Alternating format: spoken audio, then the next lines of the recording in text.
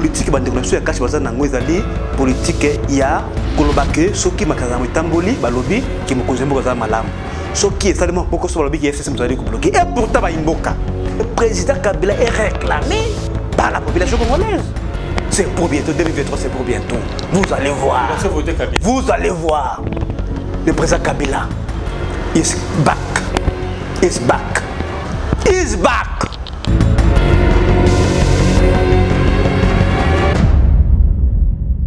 Voilà, c'est parti très chers internautes Balandia Vision Plus Télévision. Vous êtes nombreux à nous suivre. Merci à vous rejoindre Bissot parce que nous sommes là pour vous informer. Nous sommes là pour nous bêta Masolo et Mboka. Qu'est-ce qui s'est passé ici au pays? On parlera du meeting aérien, mais également l'ancien président, le sénateur Avi Joseph Kabila, qui devrait atterrir depuis mardi. Au Katanga, dans le Lubumbashi. Jusque-là, qu'est-ce qui l'empêche d'atterrir? Parce que selon certaines indiscrétions, Malobi que non, Baboui Jet Naye, privé, et atterrir Kuna Baboui et Lomwakuto pour atterrir Kuna. Et puis de là, nous parlerons également de consultation. Aujourd'hui, tout à l'heure, bientôt, ils nous disent création d'un gouvernement et union sacrée. On se demande par quel mécanisme Kosalema, Jean-Pierre Bélessi, Azali Bongo, cadre et à partie du peuple pour la reconstruction et la démocratie. Moi, Namboka Jean-Pierre Bélessi, bonjour et bienvenue. Et puis merci beaucoup de l'invitation. Je pense que c'est ma deuxième participation à l'émission. Je pense que je suis très ravi parce que Nalandarango toujours, c'est une émission qui est très suivie. Donc c'est pour moi un grand honneur de participer une fois encore à votre émission. Alors moi, Namboka Jean-Pierre Bélessi, je commence par cette question. Joseph Kabila, le sénateur à vie, l'ancien président, l'autorité morale du FCC, il devrait atterrir le mardi dernier au Katanga. Finalement, qu'est-ce qui se passe? Parce que selon certaines indiscrétions, Babo Jet privé n'est pas atterrir. Bon, mon cher ami, moi je ne peux pas répondre face aux rumeurs. Il y a des informations qui sont... Donnez-nous la vraie information. Mon cher ami. D'abord, Jet privé a assis un président de la République qui est à Lubumbashi. Est-ce qu'on va expliquer la raison pour laquelle on a approché? Il n'y en a pas. Donc le président Honoré Joseph Kabila, notre autorité morale du FCC, a quitté dans le Lubumbashi.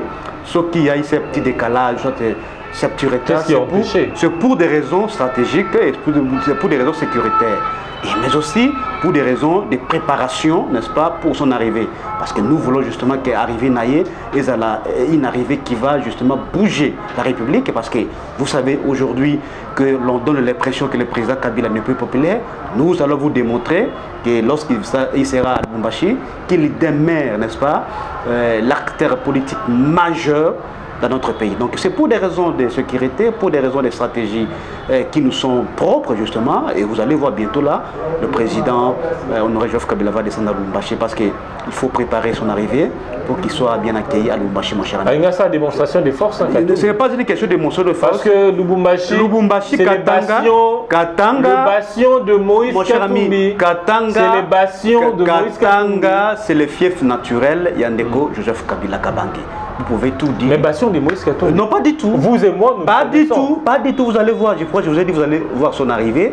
Et nous allons vous démontrer que jusque-là, le président Joseph Kabila reste et il restera, n'est-ce pas, l'autorité, soit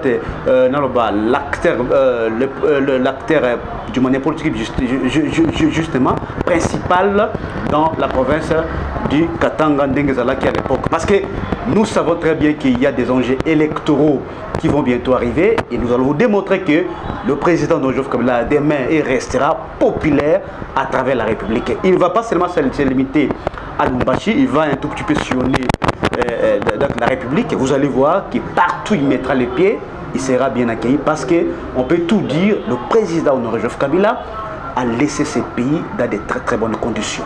Donc, dans de très bonnes conditions. Exact. Jean-Pierre Bélessi, on risque de nous traiter de tout mot de cette émission, s'il vous plaît. Changez, atteignez vos mots quand même. Moi je suis réaliste. Oui. Le mal c'est que les gens ne veulent pas voir la réalité en face. Dans de très bonnes conditions. Et mon cher ami, de très bonnes conditions. Je vous donne tout simplement des cas, des exemples concrets. Il y a que le président Joseph Kabila a laissé ces pays, en tout cas, dans de très bonnes conditions. premier cas, c'est d'abord la stabilité macroéconomique. Yamboka, économie congolaise, tant que Joseph Kabila Tika Kimbokoyo, tout était plus ou moins normal. Aujourd'hui, faites une analyse comparative pendant l'époque de Joseph Kabila, vous sentez que la misère gagne du terrain. C'est ça la réalité. Dès qu'on a oebi Congolais photos de la réaliste et puis total la réalité en face. La réalité aujourd'hui c'est que nous sommes cannabis ils allaient à comata. Aux alliés congolais de Konangai. Nous vivons avec vous ici. Oyebi que tout nous sommes tout eza ya komata. Kubanda na crédit, kubanda na bloa kolia, kubanda na courant, maille. Nous donc du point de vue économique nous sommes allés par terre. Les indicateurs sont de rouge. Ça, c'est une évidence. Toye d'abord sur le plan sécuritaire de Konangai. Oyebin de Konangai que le président de Joseph Kabila a conditionné à Zoya Kimboko de Konangai. Tous à la batou. Total la peine à ciment de Konangai. Un pays qui était presque balkanisé. Un pays qui était presque. Donc, on avait connu 4 administrations dans Katiamoko. Oui, bien. 4 administrations. Mais il l'a avec sa jeunesse. Il s'est investi dans Konangai pour l'unité, un espace en Bokanabiso, pour l'intégrité territoriale en Bokanabiso, pour qui n'y a pas de Bokanabiso de Konangai. Oui, bien de Konangai, combien de groupes armés où ils vont copier dans le Bokanabiso. Oui, bien, vous allez un historien, un journaliste, un historien. N'est-ce pas? Oui, combien d'armées étrangères de Konangai, où ils allaient sur notre sol. Pendant tant que qui me concerne, mais Aloki par tous les moyens. Lui-même il a dit, il va aller partout là où on parlera de la paix. Et Bokanabiso justement, il retrouve la paix. Mais nous constatons que paix on est allé remise en question les lots. Armée étrangère, boébo na kati Bokanabiso est bien. C'est pour vous montrer que non, c'est pour montrer que non. Et l'eau qu'ils allaient me tuer na Konangai na kati Mboka ezalaka kimia. La paix, c'est une denrée rare. Un pays se développe tant ce qui est ça. Vous avez un kimia. Tu as un kimia de Konangai. Non, tu connais que ça prévient l'appui que le président Joseph Kabila. Tu n'as pas Joseph Kabila, non, si ça parle là, a laissé ces pays. Non, parce qu'il y a des exemples. Parce que ce sont qui toquent même n'a payé même fonctionnaire. Là encore, c'est une catastrophe. Parce que les lots de Konangai. Pour les fonctionnaires de l'État, vous voyez, autant qui circulaire et accéléré à la goulette. Mais pourquoi? C'est parce que justement, il n'y a pas une vision au sommet de l'État. Il n'y a pas une vision. Les gens n'étaient pas préparés. Il n'y a qu'au diriger Boka. Je ne suis pas là pour citer les noms de personnes. Les gens n'étaient pas préparés. Mais ça prouve que vous n'êtes pas préparés pour diriger parce que nous sommes gouvernement en plus députés et membres de la FCC. Non, pas du tout. Ils sont presque à 60%. Nous sommes en coalition. Donc ça prouve que vous êtes. Nous sommes en coalition. Vous dites que nous sommes en coalition. Vous décrivez la réalité. Nous sommes en coalition. Vous savez très bien. Et vous savez les ministères comme celui de l'Intérieur. Le ministre de l'Intérieur. Qu'est-ce qu'il fait, le ministre de l'Intérieur? La sécurité, criaille, partout, même dans Kinshasa, ça s'appelle comme à côté, il y a la cité du fleuve. Le groupe, ils ont se formé, il y a des petites rébellions. Vous sentez l'insécurité permanente de Konangai à travers la République. Bien sûr, nous acceptons que le RCC est majoritaire, mais il faut là aussi, n'est-ce pas, le ministère Nini, le ministère aussi important. Tu vas évoquer le économie. La défense. C'est un grand ministère. Tu vas évoquer l'économie congolaise. Que le ministère de l'économie, d'autres sièges dans le ministère stratégique.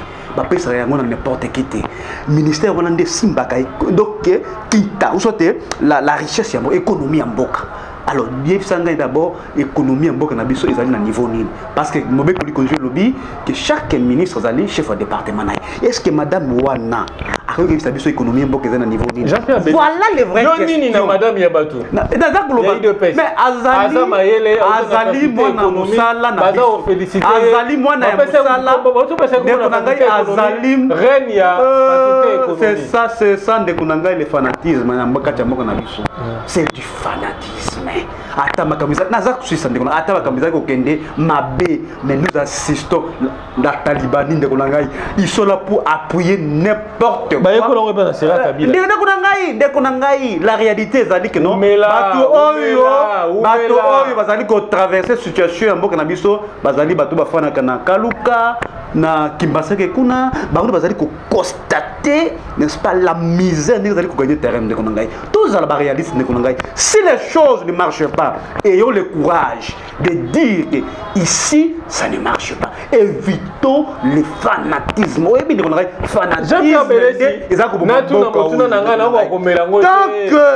tu as fanatisme, le Congo va continuer à sombrer.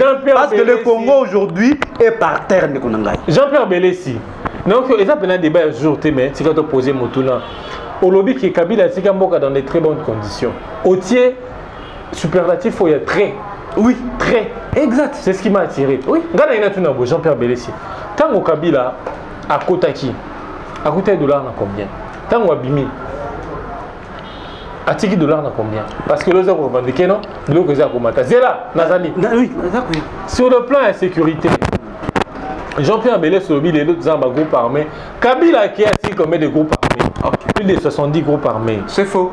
Yokate nazo ki malé loba naza meza lokuta meza lokuta ne kona loba naza ko quand même mais c'est faux yo tout le monde na répondre yo allez-y tete suka no wana ah voilà heureusement que soki wana parce que na ebi na constate déjà que non tu es dans les faux ndeko na ngai na YouTube zo quand de Kabila atiki 70 groupes armés tu za ko loba wana d'abord surtout sali ba statistique ne wana ngai na pendant époque de Joseph Kabila il y a eu de plusieurs je dis bien au terme de milliers de groupes armés qui opéraient à l'est du pays. Des milliers, je vous dis. Et au Yébi, que les groupes armés, ils ont beaucoup plus, il y a ma casse. Il y a ma casse. Le président a neutralisé cela. Neutralisé complètement. Au Yébi, on a pris exemple M23, exemple concret. Ils ont là qui déstabilisé complètement le cannabis. Mais le président a anéanti ces groupes armés là. Oui, ils ont poussé les résistances. Mais malgré ça, ils ont vous comprenez? Et ce que vous avez dit, c'est que il y a $. $, bien sûr. $, autant que ce soit des moutons. Ça sont des moutons. C'est des moutons. Donc, nous avons commencé des moutons parce qu'on peut se matière. Vous voyez, il y a $, économique. Il y a un mot qu'on a vu. À côté qui $, il y a combien? À combien? Mais nous avons que par rapport à l'économie, vous voyez que pendant l'époque des Matata, on a frôlé les 2 chiffres. N'est-ce pas? La stabilité. Non, non, il y a croissance économique. On a frôlé les 2 chiffres. Comment on a 9%? Comment on a 10%? Comment on a 9%? Comment on a 10%? On a vérifié. Vérifié. Vérifié. On a frôlé les 2 chiffres en économie. Parce qu'on a constaté croissance économique. Bien sûr. 10%. Oui. Une stabilité. Bien sûr, une stabilité monétaire pendant au moins 4 heures primaires de Matata pour nous. Bien, dollar est à 16,21. 16,21. Oh, Matata Tika. 16. Le lot peut être stabilisé 20. 20 wapi. Ils ont stabilisé 19,50. Non, non, 20 mais pendant combien de périodes? Pratiquement dans 2 ans. Dans 2 ans, pratiquement. Oui, mais pour l'année, Mbongo et Matiboué, parce que dans une fois, on est parti toucher au français la réserve stratégique par un programme qui n'était même pas constitutionnel, le programme des 100 jours après la République. On est parti toucher la réserve stratégique. Mbongo pour l'équilibre et l'échange, balance d'échange. Pour qu'on pressionner et puis bilan de Konangai, il y a programme, il y a 100 jours après la République. On a constaté des détournements de Konangai en termes de millions de $. Parce que je pense qu'on va en parler dans la émission Oyo. Il y a blocage après la République. Ah voilà. Est-ce que pendant le programme 100 jours, bateau FCC va na kati. Bateau voilà, bazar na kati. Mais on a constaté que ces gens-là, ce sont des ventrologues. Des ventrologues de Konangai. Bazali, travailler pour na mabumu na bangu de Konangai. Et on a constaté que Mbongo Oye se va relier ça. Le Kabila Tikatiki 1,5 milliard de dollars de Konangai. 1 milliard. Il y a réserve de change. De ça en échange. Mais en un laps de temps, on a clair Mbongo qui tient à 500 millions. Mbongo n'a mieux ce que vous vous rendez compte? Ça c'est quelle gestion en Mboka? Ça c'est quel yebisanga comme ça qu'on cherche malezala ka moninga tikina un gouverneur yoka ndekonangai pardon ndekonanga pardon ndekonangai yokangai ebongaka ke moninga azaya cash ndekonanga moninga tikina 1 yo esali no bakisi na 2 moninga tikina 1 yo kuzosa na 0 ndekonangai esalemaka te c'est qu'ils a soni pour la ministre de finance Sabino non wana ministre de finance wana ministre de finance a continué à ntende gosele te wana zela na expliquer yokanga ndeko na ngai yokanga ngamtu naza invité na yo yozali ko débatteur na ngai te pesanga maloba na expliquer ba imboka ndeko na ngai ko sala débat na ngai te na kuti ko yebisa wa kino pendant la période de 100 jours ndeko sela kotaki na te. Pour le gouvernement, ils ont mis en place, c'est un de programme qui géré na cash bango moko. Oui, comment est-ce que les finances ont été qui utilisées le Katiambo Cannabis? C'est l'ordinateur principal qui est Vital Kamir, qui directeur cabinet. C'est lui qui signait pour décaisser de l'argent dans la caisse à l'État. On lui a trompé la population? Non, et c'est pendant cette période-là que la réserve d'échange a été dilapidée de Konangai. C'est ça la vérité. On ne peut pas tromper la population. On lui dit que non, pendant des conseils, tant qu'on déconcelle parce que c'est lui l'argentier de la République. Atali. A vous avez réserve dans combien? Il y a un azoloba. Atali mbongo ibina caisse à l'État. Et Atali va travaux sur le terrain. Ça ne correspondait pas. Ça ne correspondait pas de Konangai. Mbongo bimi belé na caisse à l'État. Mais misala sur le terrain, Isaac Balanate. Alobaka yango que non. Mbongo essaie bimi na caisse à l'État. Tout à misala oyo, ça dit que ça. T'es à bloquer mon Konjamboka. C'est ce qu'on avait dit. Isaac a bloqué l'action mon Konjamboka. Les lots ceux qui voient de Konangai. Vous voyez dans quel état nous sommes maintenant là? On a constaté des détournements de des millions de dollars. On a besoin de moutons, peut-être des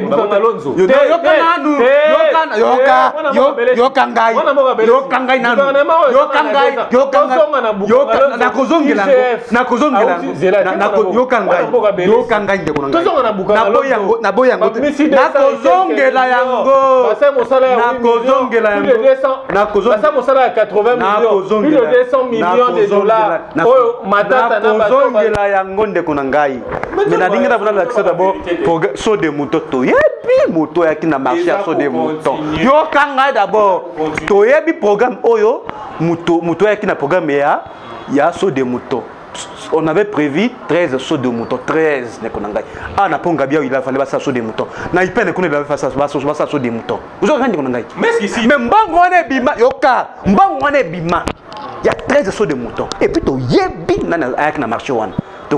Parce que le commission lobby d'une manière arbitraire.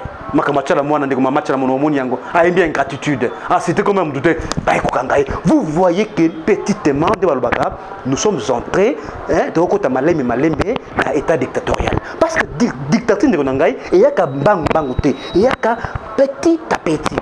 Acte proposé. Comment expliquer que Maman Tchalamon a une chanson intitulée Ingratitude? Et puis ma service nini, ma service c'est un air. Parce que ceux qui sont là qui ne connaissent qui sont là qui font la chanson, c'est la commission de censure. Qui s'est chargé parce que du point de vue des droits, commission de censure et Jacques Makambu, il y a un zembo, il y a un artiste.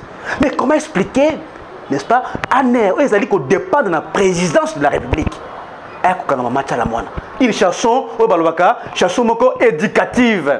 De la vie, bien sûr, bien sûr, et ça qu'on conseille tout de ne pas être ingrat dans la vie. Non, c'est un conseil, c'est un fait sociétal, il faut arrêter d'être ingrat dans la vie. Lorsque vous a aidé dans la vie, moi, soyez ne fût-ce que reconnaissant. Bon, il y a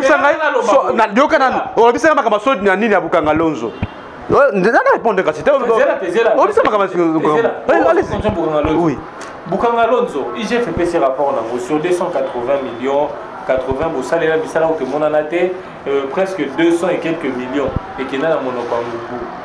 Lélo, Willy Bakongate, n'a pas été dans l'IET. Rapport IGF Kakate, personnel non enseignant, école fictive, Nakati. Pour bénéficier de l'État. Au CLC? Il y a un IGF, ils allaient au Bazoloba. Quelque chose au community ko sala ne chasse aux sorcières nazako yande kunanga na laksa wa prévenant ozoba makama bukangalo tokende l'un après l'autre tokende l'un après l'autre ne kunanga tokende l'un après l'autre ne kunanga yokanga ite olobi makama bukangalo comment tata poni c'est lui d'abord qui a demandé lui-même va enquêter depuis que cela qui n'a baissé quoi aujourd'hui on a dit qu'on a tindé na primati va enquêter gestionnaire lui-même a publié des documents relatifs à programme ya Bokanga Alonso et allez sur le net ce que on a coupé ça dans la documentation on d'accord après émission na kolia la on a pesio ba élément de preuves nyonso a pesi en monde qu'on a biso tozawana te pona ko tozawana te pona ko rapport yeye faisait le kuta na biso que non et community kabal mo bazali eza le kuta na zo ba ko non eza le kuta monene de kunangai rapport yeye exact moto ko sa mo saba de so ko beta mabo de kunangai na ta na za ko iso que non de ko matata po nya publier n'est-ce pas ba élément de preuve qui prouve que programme les qui bien géré, n'est-ce pas, et que le balingi baluka par comme par quelle magie, par quel moyen, il y a que déstabiliser. C'est que mon a raison, moi. Ezali qui toko mingi. On dirait même qu'il y a encore un euro là. Non, non, ce n'est pas ça ta refuge. Mais toza ko lingandete que les gens se servent na bloc comme sous pour déstabiliser les autres. Parce que ngai s'il y a des parce que je sais Félix n'a pas même mis. Moi je suis pas quelqu'un de sentiments. S'il y a des cas, il y a des tournements de Nambongo à l'État, mais vous êtes dans le FCC, moi je serai le premier à dénoncer. Mais bah élément Onazanango, Oyondeko Matata, Oyondeko Matata, Yoka, Oyondeko Matata, pied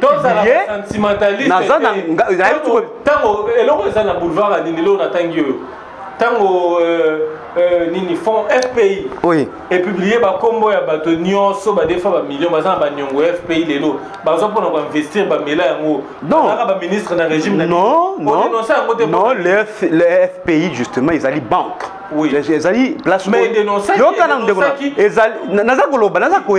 mais tango ko defa mbongo c'est la procédure la simple il faut d'abord qu'il y ait une caution n'est-ce pas vous besoin mbongo à l'état sans que au garantie au salaire ne balbaka une garantie ou soit une hypothèque il faut aussi que nous dans un bon temps voici na hypothéquer le côté soit na sali caution le côté bon de salemaka alors si réellement il y a des gens qui ont perçu de l'argent à l'État et qu'ils sont incapables ou soit bazalina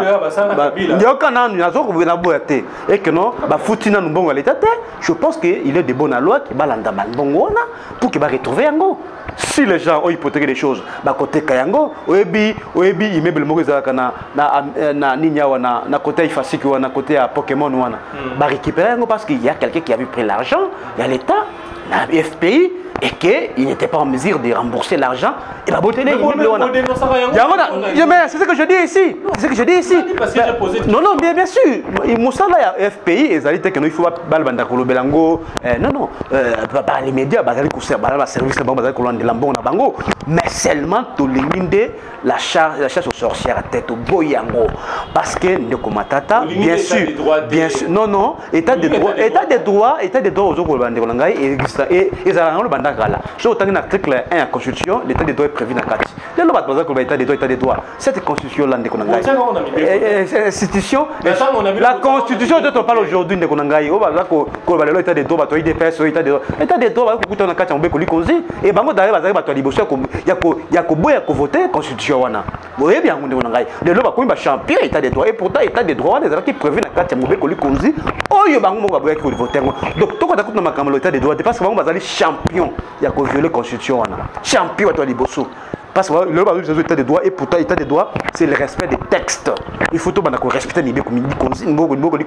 pour que justement on ne parle de l'état de droit sauf qu'il y a une catégorie de personnes qui se mettent au-dessus de la constitution ils allaient et là il y a encourager et nous sommes là mais même état dans la coalition s'il y a des violations il y a la constitution to bana ko lobelango ndeko ngai parce que là ko différencier biso na bango so te loko toujours ben dans bango ndeko ngai c'est justement le respect à la constitution parce qu'à chaque fois toujours ko rappeler bango que là on a violé non on a bloqué le président de la République. C'est ça le vrai problème.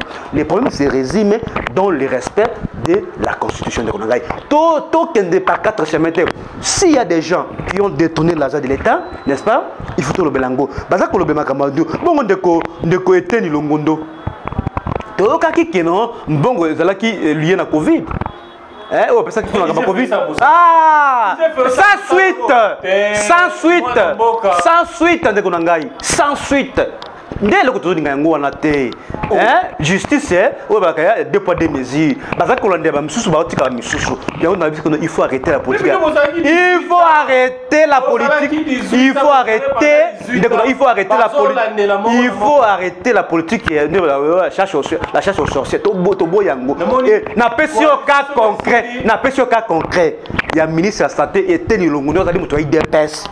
Yoki biso nyonso bato même ba réclamer ba salaire na bango yoka bato ba réclamer comité ya comité ya o ba ko ndima kamba Covid ba sali combien de mois impayés yoki ngote na nganga yo ba loba ki ngote na média est-ce que jusque là on a trouvé des solutions par rapport à ce qui s'est passé na niveau na mbongo a été bimi ba organisme international pesa ki mbongo ba on terme des millions de dollars de konangai mbongo on est que place nini Jean-Pierre Bélis c'est ça ce que nous voulons de konangai que il faut que batala de part et d'autre. Il ne faut pas que Bana Kota la côté.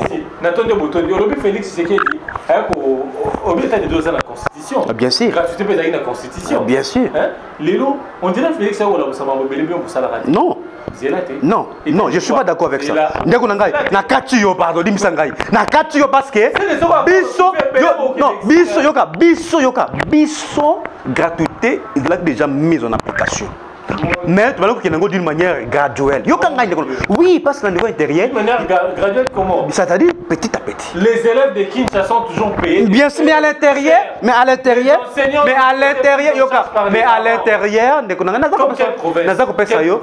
province de Tiakatanga. Province assez province orientale. Non, plus au Bakar, aujourd'hui, Nord Kivu, Sud Kivu, Maniema. Déjà, l'école de l'État. Justement, ce qui est logique, voilà.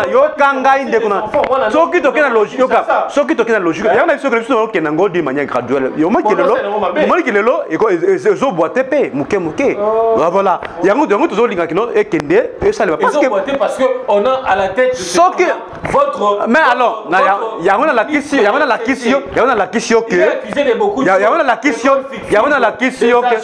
c'est faux. Des nouvelles unités à l'Okuta. C'est faux. D'ailleurs, on a mécanisé. D'ailleurs, on a mécanisé un certain nombre de unités, nouvelles unités.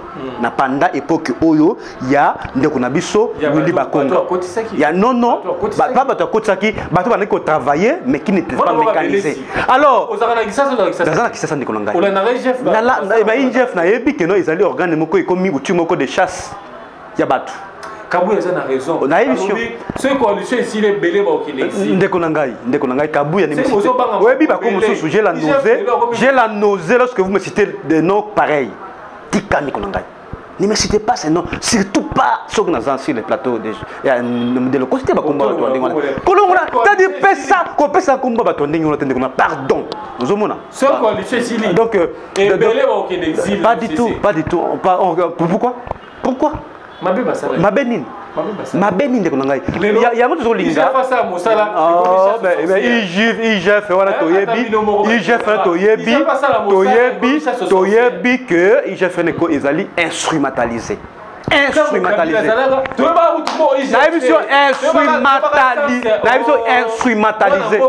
ndeko na ngai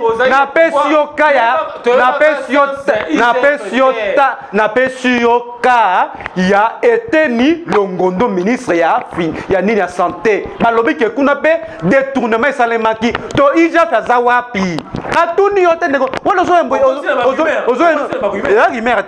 eza rimere te to constate d'abord un paiement ya bagent bazalaki confié na lutte contre le Covid soit la Covid yoka nanu wana to kebaka mususu ba détournement des deniers publics ne konangai vous voyez que ya autre kolinga te que ezala une chasse ya kamoko batika mususu soki ezaba ka o ezali transversal il faut balandela yango moi je suis correct et bon que non bati basala bandima mususu batiko ndelo kuzo yango wana soko bali basala musala n'est-ce pas conformément à la loi il faut que non baba loi ezali impersonnel il faut bandela tout le monde to yoka ki bakawana jusque là quand ya so de mouton na tiko biso awa igf kaza wapi yoka na biso que non igf kaza wapi pona baka ya so de mouton to zo yoka igf te donc ya to zo linga ko ba que non il faut que nous musala salema correctement.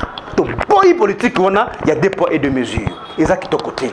Donc comme même la logique on était que non, et je fais ça la kawapi, ou est bien de kunangai, n'a pas ça comme de kunangai député Zapamba. Oui, Zapamba. Attends, mon TSC a étoffé le code pénal pour traquer. Pardon, parce que lui qui va preuve pour traquer tous les corrupteurs, il n'a pas corrompu. Oui bien, il a étoffé le code pénal. On dit qu'on a vu Longondo, hein?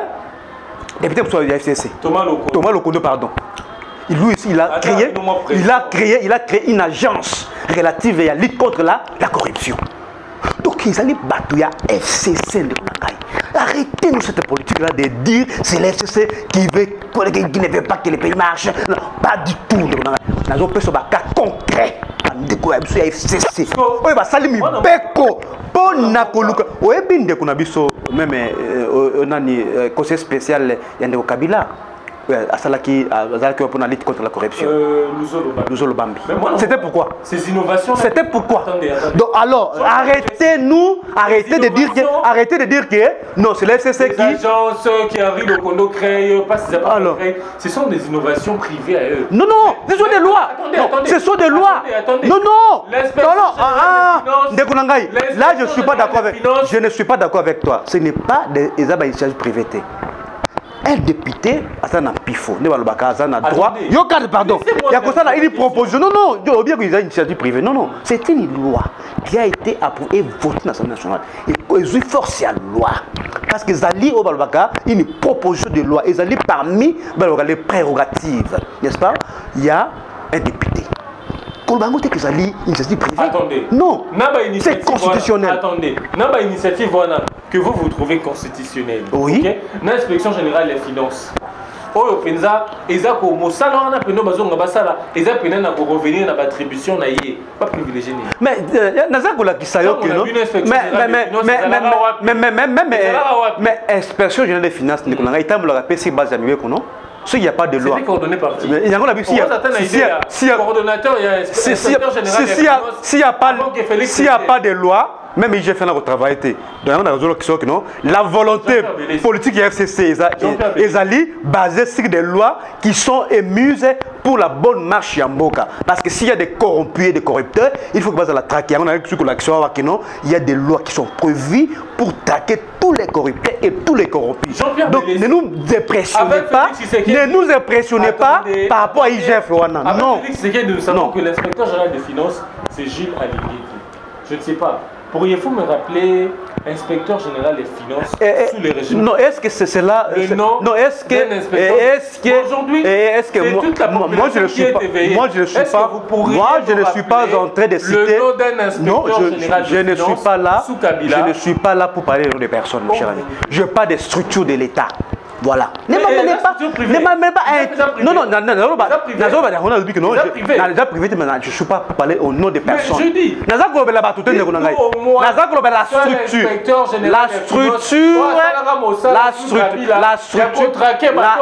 La structure est coexister. Il y avait une mission spéciale. Il y a la lutte contre la corruption. C'était pendant quelle époque? Il y avait la volonté politique qui était là. Il ne faut pas qu'on nous impressionne aujourd'hui comme si il gère ce qui non, il y a des mécanismes qui sont prévus même à cette époque. Mais pourquoi ça fait jaser comme ça? Ça ne fait pas jaser. Mais nous ne voulons pas, nous ne voulons pas des poids des mesures. C'est ça que nous ne voulons pas. Si on veut s'attaquer à tout le monde, on va dire tout le monde.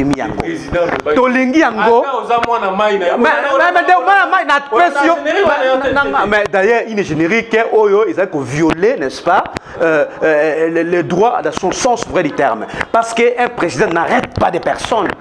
Arrête pas, c'est la justice qui arrête. Voilà. Du point de vue, non, du point de vue, parce que le président non, si tu arrêtes, tu vas en prison. Non, c'est pas le président. Ce n'est pas le président qui arrête les gens, c'est la justice qui arrête les gens. Vous comprenez? Donc arrêtez. Non, arrêtez. Parce que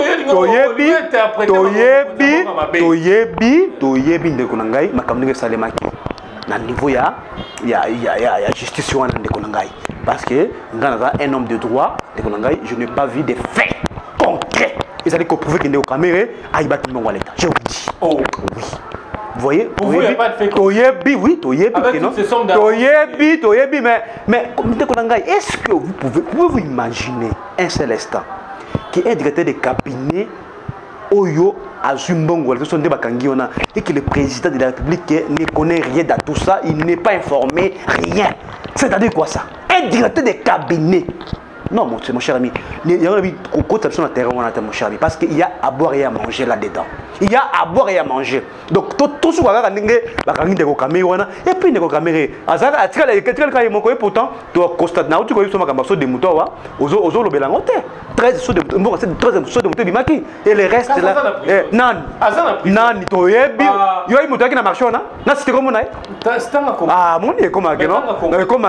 mandat d'amener sans que plaignant ça. Obi papier au kata. Obi ne papier au kata. Prison. Et ça qui pour assister combo ya mutu moko boyer et un comique allez d'un coup tu vas kangier sans plaignant. Il a passé tout le temps sans plaignant de Konangai. Sans plaignant. Donc sans plaignant. Bakanga de Konangai.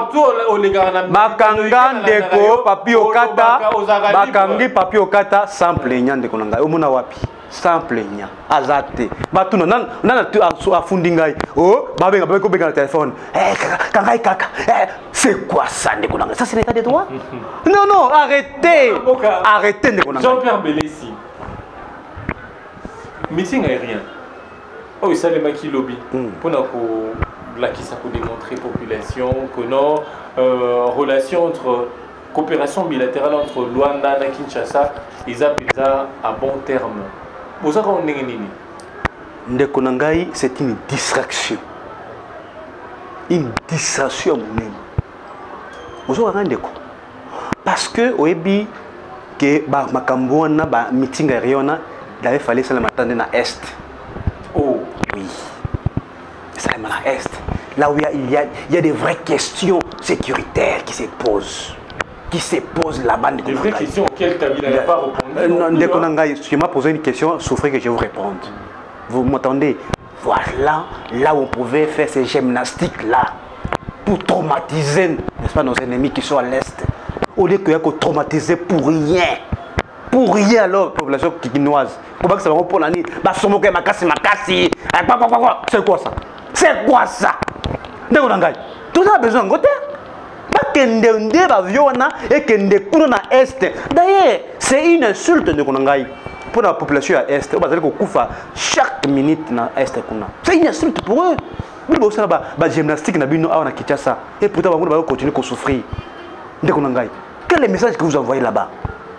Moi, si je suis dans place, par exemple, allons faire ça à Goma. Allons faire ça à Goma. Ça pourrait avoir un sens que de devenir ça à Kinshasa. Et ça, l'INI. Coopération militaire. Les présidents de jusqu'à Kabila signent des coopérations militaires et belé. Dans un pays belé. Avec la Russie, il y a une coopération militaire.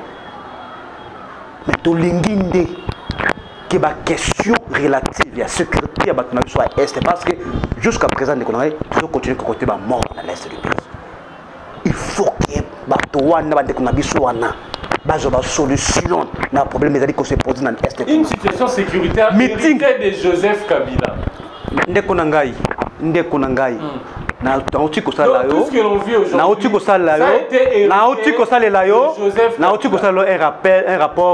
un rappel diachronique ici pour vous démontrer dans quel état le président Kabila avait trouvé le pays et dans quel état il a laissé le pays.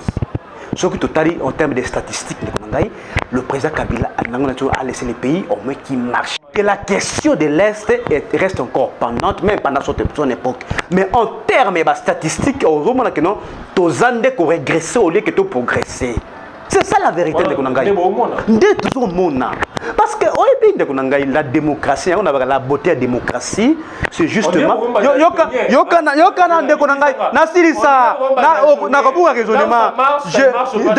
risque de perdre le feeling d'idée. La beauté de la démocratie, c'est que ça rend le peuple mature politiquement. Parce que la démocratie est le bakaboye. Que avant au côté na fonction quelconque il faut yebisa ba imboka que ce qui na komiwana na kosala boye tolandaki campagne électorale mon cousin mboka fait Tshisekedi ba promesse o sala ka bato est du pays o sami yango na rappeler yo alobaka que à côté résidence na Goma ko na Goma mais il a dit dernièrement yo kangai ndeko nangai naza ko yebisa ndo yo na ko rappeler ba promesse salaka pour la kisayo que non la promesse va ça la ngo bisalela te alobaki a fana na est alobaki a ko déplacer état major dans l'est du pays. C'est un processus. Nous côté là, na boito côté là. Côté là bango bien, c'est pas un problème. Mais en réalité c'est sur le terrain. Tu donnes besoin tout monde yango. Yo bien un processus mais na lobby que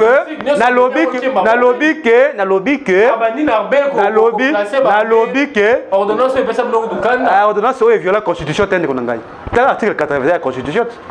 Tant que le Balango, moi que non, on rappelle que tout le monde comme moi motu. Ordonnance est ça bloc Kanda. Non, ordonnance est violer la constitution. Donc, tu as comme ça que non, tu as constaté. Ah, bah, ça déjà le processus. Et l'autre côté. Et l'autre côté jusque-là, il est allé très loin même.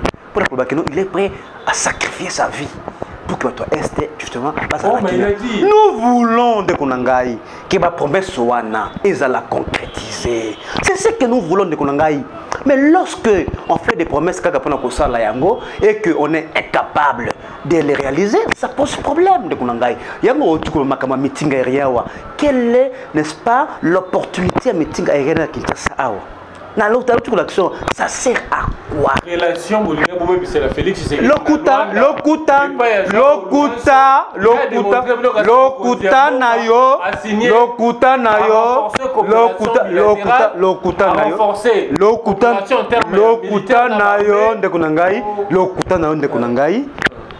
on n'a même pas intérêt à combien c'est les réputations pas un joie ou dérange parce que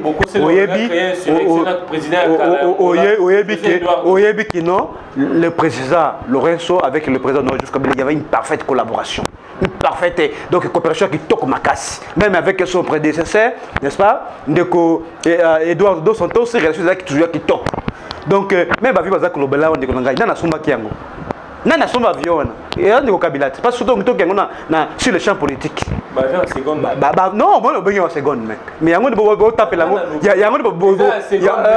voyez tous ces avions ont été achetés d'abord par Joseph Kabila. Il y a seconde mais vous comprenez donc arrêtez-nous c'est des distractions, arrêtez-nous ces meetings là ne changent en seconde mais non pas du tout la seconde mais wapi. Vous savez, que même dans les pays développés, il y a des avions, peut-être ceux qui et puis on n'a pas, et comme il est belé, on revend toujours. même vieux de ligne, il y a des vieux de ligne, et ça bon état, ce n'est pas un péché, pourvu qu'ils sont là en bon état. Donc, totika cette campagne-là, ya kolubake, n'est-ce pas, ce que le meeting Resalemi, qui me continue à Katiamboka. Non, mon cher ami, Tolingi vraiment qui m'est à la constater sur le terrain, surtout à la partie est du pays. Meeting rien, moi, de Konangai, et Zali na litumba à mon côté, on a moni sur le problème qui se pose dans Katiamboka et particulièrement dans la situation il y a est du pays. Il y a on a dit que non meeting il a fallu extrêmement na Goma c'est de qui vous nani ponako terroriser balak savement que non RDC commis voilà automatiser ba vieux les cas là ça pourrait avoir sens. Mais pour ça on a kicha ça wande konangai to sauter comme meeting rien. Exact qui te commis. OK, lelo moi, je suis Kabila. Oui, salaire aux lois ancien président. C'est la loi budgétaire. La loi des finances. C'est la loi des finances. C'est la loi. Oui, quand tant que sénateur, il va appeler salaire. C'est la loi. C'est la loi. C'est la loi. Est-ce que la loi permet aux fonctionnaires à faire salaire mi balé? C'est la loi. C'est la loi. C'est la loi. C'est la loi. Loi ni ya Congo, il y a une loi. Il y a une loi. Il y a une loi. Il y a une loi, n'est-ce pas, de finances. Oyo et salaka et puis et kabolaka va salaire. Yoza kolobangai loi ni ne permet pas bongo. Il y a des députés ou soit yoka salaire mi balé. Yoka. A salaire le la sénateur et a salaire le ancien président. Mais je t'ai dit que c'est la loi qui les prévoit. Au moins, bien sûr. Nakatia loi, yo kasite nazako ebisayo. Nazako la kisayo. Oui, ça existe. Même en France, même en France. Il y a nous sommes dans la famille romano-germanique. Vous voyez, nous sommes dans la famille romano-germanique. En France, n'est-ce pas? Tout président, n'est-ce pas, et à ces présidents élus à France, Azaka, membre d'office et à conseil d'État, n'est-ce pas? Et puis, à ça d'abord, dans le salaire, il y a un chef d'État, mais dans le salaire, il y a membre et à conseil d'État c'est la même chose avec ici. Mais dans la famille romano-germanique, même la constitution que nous avons ici, ils ont l'une de référence dans la constitution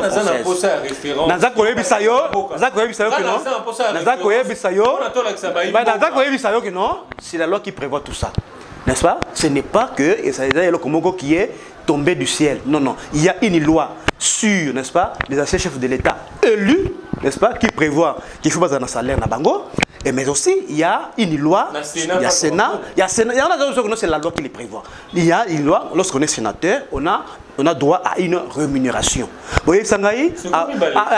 Non, c'est la loi qui les prévoit. Et Zali Makamboya, ce n'est pas une question de nous deux. C'est une question que c'est la loi qui a prévu tout cela. Ce que l'Ingi s'attaquer à un problème, s'attaquer beaucoup plus à la loi. S'attaquer à la question. Donc, déjà constitution. Oui, déjà constitution sur mesure. Non, mais Ndeko Mutinga, est-ce que Ndeko Mutinga, est-ce que il y a PPRD ou il y a SSC à l'époque? Non, ça a opposition. C'est lui qui a été il y a une émission que Ndeko Mutinga, tout député, il y a SSC ou il y a PPRD, non. C'est là qu'il y a opposition. Ndeko Mutinga. Modeste Mutinga. Modeste Kolo Télé7. Voilà, oui, bien sûr. Il y a initial loi. Et c'est lui qui a prévu tout cela. Donc arrêtez de vouloir donner l'impression que non, c'est président Kabila qui est derrière quoi que ce soit. Non, il a un salaire. Il a un salaire. Il a un salaire. Il a un salaire. Bien sûr, il a un salaire. Il a un salaire qui est prévu dans la loi. S'il faut pas revoir un mot, il faut commencer par réviser la loi. Moi, je suis un légaliste. Je suis un juriste. Il faut que total l'année qui est prévu. Parce que ce que tu as dans le cadre de la loi, et comme il y a un architecte, il faut tout l'année qui est prévu dans la loi. Aussi, il y a des droits. C'est tout respecter l'idée comme allez-y. Regarde le bio, là, ça a une référence dans la Constitution, ils vont permettre la. Mais tout n'est pas réglé dans la Constitution. Il y a des lois organiques. Il y a des lois, organiques. Oui, qui complètent la Constitution. Mais il y a la Constitution. Non, c'est pas comme ça qu'un État marche. Non, c'est pas comme ça. Il y a une loi qui a été prévue pour ça. Mais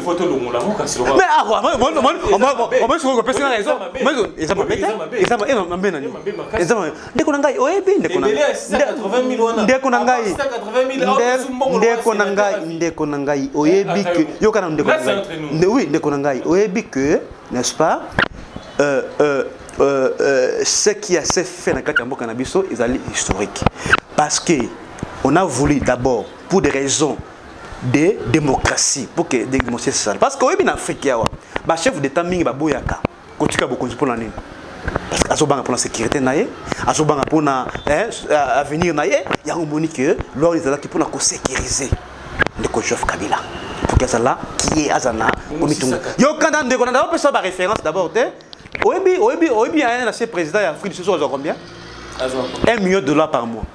Jacob Zuma na bamsusu. Budget na boza roya. Ah, moi sikoyo nazakula kisayoka kena azwa $1 million par mois. Azon yango dazo linga te kitoko ta logique on ko ngai. Donc c'est vrai que on peut débattre parce que tout ça dans la démocratie. Mais on lukate ko la couper sa connotation moko biaisé sur la politique. Et ça qui te communauté. N'entend na qui conseiller financier conseiller financier mon Mboka alors ça la déclaration moko tapageuse pour dire ce qui ça des dépassements budgétaires parce que on a tenté de rémunérer non mais ce sont les mêmes les mêmes même gardes présidentiels ils allaient même on n'a pas recruté d'autres ni gardes présidentiels ils allaient bateau ils bazana katia de basali détachement ils allaient même bateau bazala qui bazana katia garde présidentielle. Il y a un ça dépassement budgétaire. Est-ce qu'on a recruté d'autres militaires? Il y a une garde présidentielle pour le bac non. S'il y a dépassement parce qu'on paye 2500 gardes pour n'en déroger au Frabella. Non, mais ils étaient toujours là. Toujours là. Ils ont qu'un détachement. Mais ils étaient là pendant l'époque de Joseph Kabila. Mais de quoi on parle, monsieur? De quoi on parle maintenant? De quoi on parle maintenant? De quoi on parle maintenant de Goulangay? Vous voyez que ils allaient à intoxication. Donc arrêtez d'intoxiquer la population. Tout ça dans la démocratie, là où il y a des questions complètement.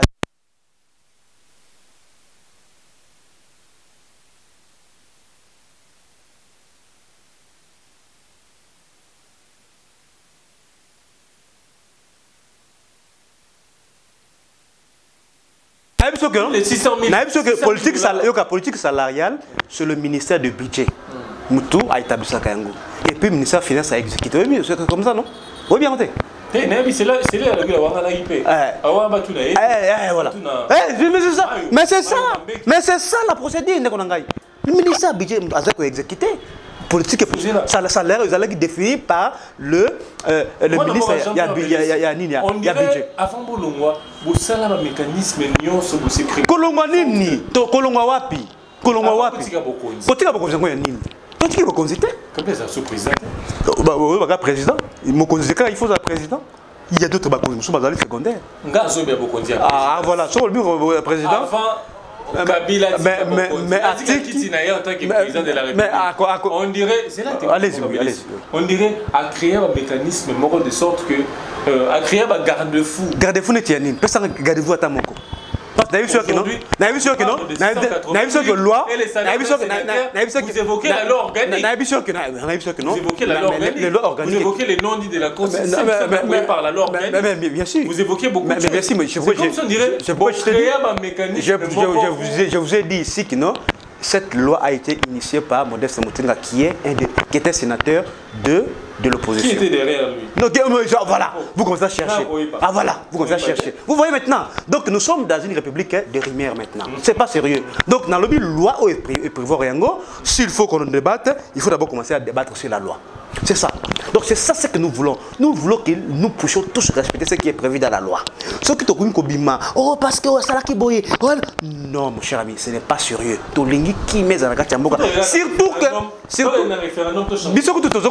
élection anticipée. Comme on a président public et tire na souka. Bozwata. FCC. Le président Kabila. FCC. Le président a na force. FCC. Oui, la réalité sociale à Mokata. Oui, nous sommes prêts. Nous sommes prêts. En tant que député. Nous sommes prêts, nous sommes prêts. Nous sommes prêts, peuple n'est pas un peuple dupe. Peuple congolais, il n'est pas dupe. La réalité autre traverser la minute de Konangai. Donc, à l'époque, pompe, ça c'est na station, na bidon. Parce que la crise qui est au Congo aujourd'hui, FCC l'équipe. FCC a gagné la même élection. La présidence de la République, oui. Mais c'est ça le sondage. C'est un sondage. Le président Kabila est réclamé par la population congolaise. La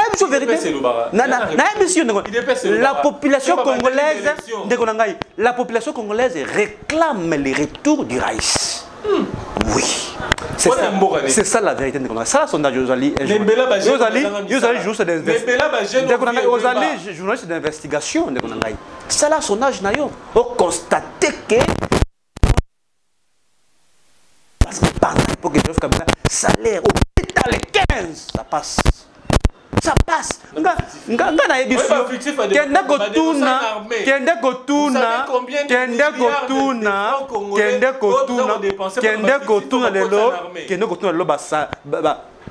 Fonctionnaire de l'État, ils ont réclamé les retours du Raïs.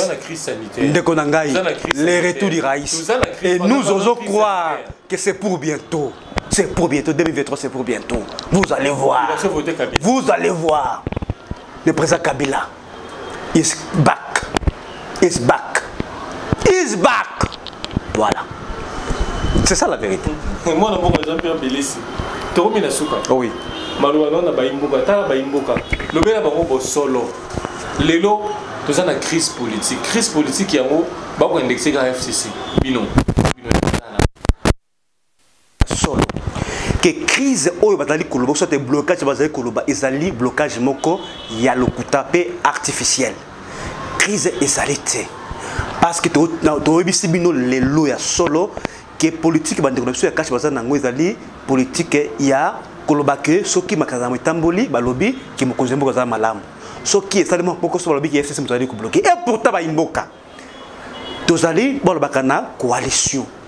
Soki ndeko na biso ya cash bakota ki na gouvernement, c'est parce que ton ndima ki to sangana, parce que du point de vue numérique na babaka yango biso moko to ngaki to constituer gouvernement, mais ton ndimi ba ndeko mususu boya to sangana to gérer mboka ensemble pour un intérêt supérieur de la République. Mais le loba lobi que non, vous allez bloquer mokonzi mboka. Est-ce que mokonzi mboka akoki koyebisa biso te que ngai mokonzi mboka na constaté blocage na niveau tel ya responsabilité? À ce moment-là, tu vois la précis que non. Ah, et ça à niveau wana. Qu'est-ce qu'on peut faire pour que tu trouves solution na niveau blocage à ce niveau-là? Mais le Konjamboka a le bien noté.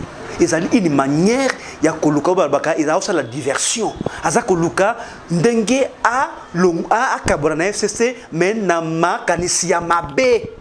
Azo luka a débauché bande ko na biso parce que tous on a ba preuve. Vous allez koluka, vous allez kolakisa que bazali koluka ba député na biso butu pour koluka ba changer cas. Ba rongo na kati FCC ba koma na kati ya cash.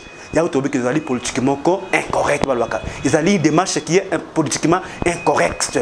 Et ils ont aboutir dans le malamouté. Parce que mon déconné, na ozo ko ebisabino ya solo que mokonzi baye bakaye na respect ya engagement na ye na respect ya parole donnée na ye. Tala na exemple moko ya moké na pesa bino ba imboka mokonzi mboka kalande ko Joseph Kabila apesa ka 5 ans na palu na primature. Parce que le baka qui non, tout gérimboka ensemble. Place bato bazali, c'est solo pour que ces angakate. Mais ce pour que vous allez constater, il faut que tu trouves une solution par rapport à ça. Parce que dans la coalition, il y a des commissions, ils allaient prévues. Pour ceux qui te constatent, moi, pourquoi ça va travailler pour que ça niveau nini. Mais que consulter bateau, oh, tout le monde a importance dans mon côté, parce que ça consulter tout le monde. Consulter tout le monde, oui, qu'on trouve une solution à problème maï. Na problème quoi? Na problème à colia, le kuta. ezali makambo ya lokuta ndeko na ngai ba congolais biso tozali pona ko bisa bino vérité que crise bazali koloba quoi blocage bazali koloba ezali makambo moko ya lokuta mingi tozali na besoin que gouvernement sala musana na yango to mona kako na mboka bapaya soki gouvernement ezo kokoka vraiment ko rencontrer ba besoin ya population te basala ka remaniement te basali remaniement allez bozui du sang nouveau bozui bato muso ya sika bokotisi bango na gouvernement pona ko étoffer coupe gouvernementale pour que ba travailler c'est comme ça que ba makambo ça les maka mais koluka de balobaka nous poignarder dans les dos et pourtant biso to start to kotaki na coalition na de balobaka de bonne foi pour que non tout gérer mboka pour que tout solutionner le problème de la population les loba ningi ba pesa biso ba la monnaie de singe to sepeli na ngote et puis ba imboka boss de la tech non consultation on est compé biso eloko moko ya motuya il y aura rien ba ndeko na ngai rien il faut s'attendre à rien ba faire consultation wana parce que to kobima jamais na kati ya constitution constitution pesa biso et le salaki que le lot et c'est ça la majoritaire et que beaucoup d'imports la majorité parlementaire et c'est ça que tout sangana mais sur la lingi que toujours to kabwana ça dit to contre dans cadre ya cohabitation ba ministre nyos ya cash ba longo na kati ya gouvernement ba tiki da biso gouvernement ya FCC to gérer mboka c'est comme ça mboka tambolaka mais koluka kolika par quatre chemins politique ya butu ya koluka ndeka koyiba ba député na biso ba député d'ailleurs o ba qualifié ba député bazali nommé par Kabila ba député oyo la qualification dans la majorité mécanique mais le loba comme koluka bango butu bandeko na ngai ba imboka donc bolanda bato yo te ezali makambo ya lokuta donc politique ezali mené pour na koluka nde ba solution trouver ça et ezala trouver parce que tous ces régimes de na ngai dans le travail il faut que le gouvernement travaille il faut qu'on appelle ça une nouvelle vision s'il y a des choses à revoir remaniement ezali ba luka bato ya sika ba kotisa pour que makambo ekende de l'avant nous avons signé cet accord pour une durée de 5 ans. C'est ça. Que les Binois, le respect d'engagement, respect parole donnée. C'est ce que nous voulons tout simplement. Pas le qu'il a vu son midi à 14h. Tout le monde est avancé. Surtout que la démocratie, c'est une démocratie jeune. Là où il y a des faiblesses, là où il y a des couacs, il faut tout travailler. Au lieu que le cabisso, il y a sacré. Il y a sacré, il y a basé sur quel est le soubassement juridique. Quel est ce soubassement juridique? D'ailleurs, d'abord, les consultations, les consultations à caractère privé. Parce qu'il avait fallu que nous ayons une ordonnance appelant aux consultations. Mais on a servi à utiliser le code de l'État pour une initiative qui est purement privée. Et ça, il y a ma bémakasi. Donc il faut que Mokonzi Mboka a saisi pour Nakuluka qui vient à Katiamboka. Je pense que vous allez dire Sabino que FCC Zali wana te pour bloquer quoi que ce soit. Mais toujours qu'on constate plutôt qu'on a vu sur IDPS na basu ya cache hypocrisie na mitema na bango bazala na balobaka na motema likundu motema likundu oyo bazana ngo batoluka ba Mr FCC que non yende zali malheur ya Congo c'est ne toujours comprendre les ali campagne moko ya diabolisation à travers les médias de bazali koloba pour captiver l'opinion tant nationale qu'internationale par rapport à échec na bango.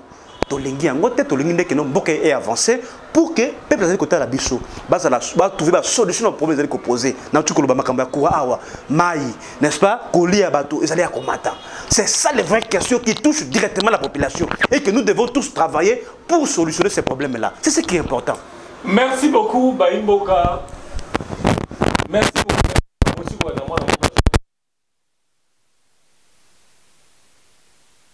Il y a PPRD parti du peuple pour la reconstruction et la démocratie. Président de Tiki lié caméra à Lubana Itandoïkia, Lubapena Oazanango parce que na tout ni ba question n'y a sauté. Peut répondre à la question n'y a sauté. Yemoko un lobby Bolandier. Merci Nabino n'y a sauté du Bako pour la Nabiso. Tokuda Nibon a numéro Zalikoya. Merci également à Jean-Pierre Bélé. Merci beaucoup Ndekonangai. Invité Nangai, mais je crois que prochainement tout il y a IDPS mais bon le ça la casting est bien parce que oui ça le casting est bien à Koya mais ce que vous dites moko kaka oya Koya ko ça la jalé na télévision c'est tout populisme même la réalité ça c'est autre chose mais on va encourager même le mal na ba politique politique ba insulte soit ko finga bato bongo ndenga sincèrement je ne suis pas prêt à ça la bango ko débattre na bango il faut Lucas so dingi bato IDPS ça la casting moko ya malamu parce que biso to finga kat on so mona bato FCC bato finga mais bango butu na moika ko finga Madame Mabunda, bêtise. Vous vous rendez compte dans quel état nous sommes maintenant là? La politique des injures. Parce que, n'est-ce pas, parmi les missions, il y a un parti politique, soit bi poursuivi, il y a un parti politique, il y a aussi l'éducation des masses. ezali le comme tu même oyo basala kana idée persona partout ko finga ko lo mabeka ka pona batu yango na dingaka mingi te na débat na bato ndenge wana na ndenge mabete soko osala casting donc osala casting donc malamu to zali ko réfléchir bien oui pour que to débat na ye pour que ba imboka bazala plutôt éclairé ki koluka hein ko finga mafinga banini ezali ko rabaisser mboka na biso ndeko na ngai. Merci beaucoup ndeko Jean-Pierre. Tukutani bongo na mbala sima.